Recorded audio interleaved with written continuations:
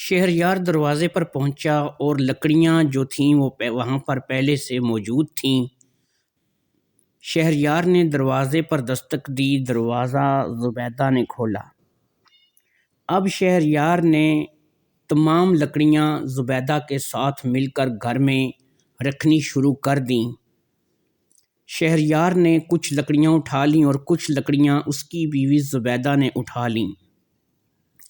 زبیدہ کو سمجھ نہیں آ رہی تھی کہ شہریار اتنی بڑی بڑی لکڑیاں آخر کہاں سے لے آیا ہے اور کیوں لے کر آیا ہے۔ خیر چھوٹے سے صحن میں لکڑیوں کا ڈھیر اکٹھا ہو گیا اور شہریار نے اپنی بیوی کی مدد سے تمام لکڑیاں ایک الگ کمرے میں منتقل کر دیں۔ شہریار نے زبیدہ سے کہا، تم نے 2 ہفتے کے راشن کا انتظام کر لیا ہے؟ زبیدہ نے کہا، ہاں میں نے کر لیا ہے۔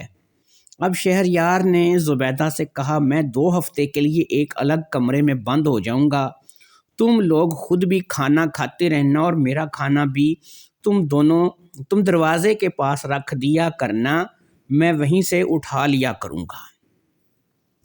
14 دن تک تم لوگوں نے میرے کمرے میں نہیں دیکھنا اور نہ تم نے اور نہ ترکھان بابا نے کمرے کے اندر آنے کی کوشش کرنی ہے۔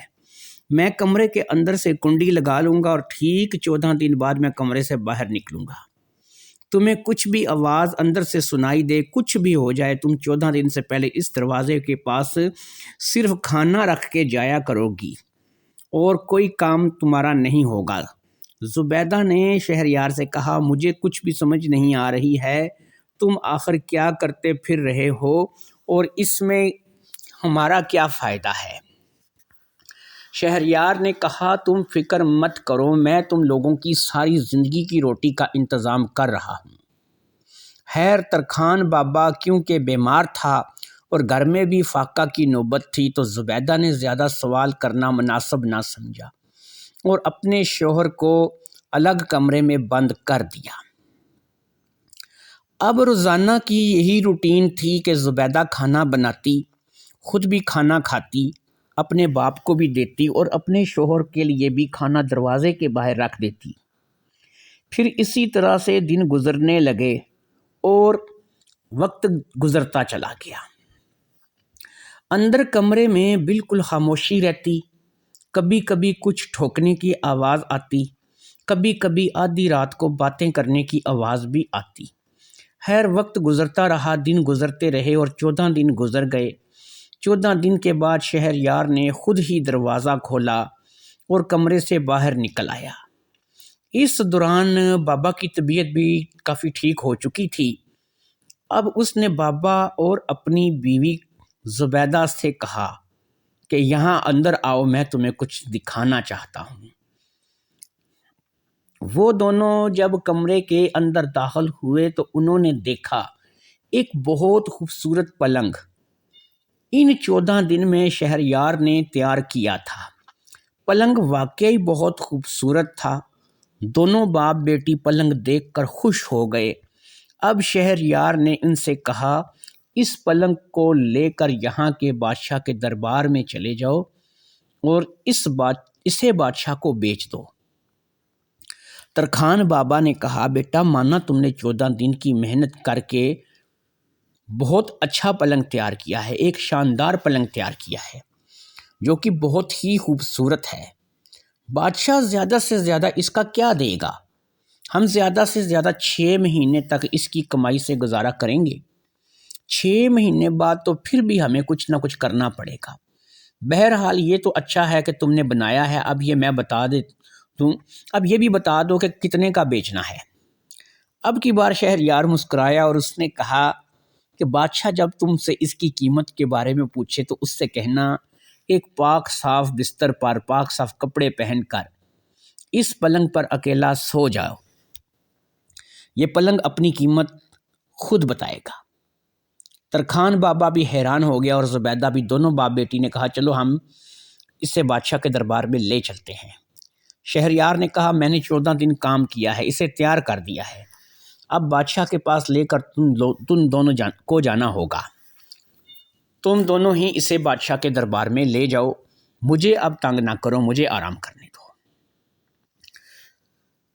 لو جی اسی دن ترکھان بابا اور اس کی بیٹی اس پلنگ کو لے کر بادشاہ کے دربار میں چلے گئے۔ بادشاہ کو پلنگ بہت ہی زیادہ پسند آیا اور اس نے بابا سے پوچھا، بابا اس کی کیا قیمت ہے؟ ایک لمحے کے لیے بابا نے سوچا کہ وہ کوئی اچھی سی قیمت بتا دے جس سے ان کا سال 6 ماہ کا راشن چل جائے۔ پھر اسے اپنے داماد کی بات یاد آ گئی۔ اس نے بادشاہ سے کہا، بادشاہ سلامت، اس کی قیمت بڑی عجیب ہے۔ اس کی قیمت یہ ہے کہ پاک صاف بستر ہو، پاک صاف کپڑوں کے ساتھ آپ اس پلنگ پر سو جاؤ۔ یہ پلنگ اپنی قیمت آپ کو خود بتائے گا۔ بادشاہ نے کہا ٹھیک ہے، مگر کب بتائے گا؟ اب ترکھان بابا نے کہا رات میں کسی وقت بھی بتا سکتا ہے۔ بادشاہ نے پلنگ رکھ لیا اور ان باپ بیٹی کو کہا کہ ٹھیک ہے، تم لوگ اگلے دن آنا، مجھے یہ پلنگ جو بھی قیمت بتائے گا میں وہ تمہیں ادا کر دوں گا۔ پلنگ کو بادشاہ کی خوابگاہ میں پہنچا دیا گیا۔ اس پر نیا بستر ڈالا گیا۔ سونے سے پہلے بادشاہ نے وضو کیا، نیا لباس پہنا، خوشبو لگائی اور پھر اس پلنگ پر سو گیا۔ ویسے تو بادشاہ سونے کے لیے لیٹ گیا، مگر اسے اس پلنگ کی قیمت جاننا تھی، اس لیے اسے نیند کہاں آنے والی تھی۔ وہ لیٹ تو گیا تھا مگر وہ جاگ رہا تھا۔ اس نے اپنی صرف آنکھیں بند کر رکھی تھیں۔ اسی کشمکش میں آدھی رات گزر گئی۔ کوئی قسم کی بات نہ ہوئی، کوئی کسی قسم کی آواز نہ آئی۔ اب اس نے ارادہ کیا کہ وہ سو جائے۔ اسی لمحے اس پلنگ کے سیدھے پائے کی طرف سے ایک آواز آئی۔ آواز کیا تھی؟ وہ پایا کہنے لگا، یار میں تو کھڑے رہ کے تنگ آ گیا ہوں، تم لوگ میری جگہ ذرا آسرا کرنا، میں سیر کر کے آتا ہوں۔ یہ کہہ کر وہ پایا بیڈ کے نیچے سے نکلا اور بادشاہ کے دیکھتے دیکھتے بادشاہ کی خوابگاہ سے باہر چلا گیا۔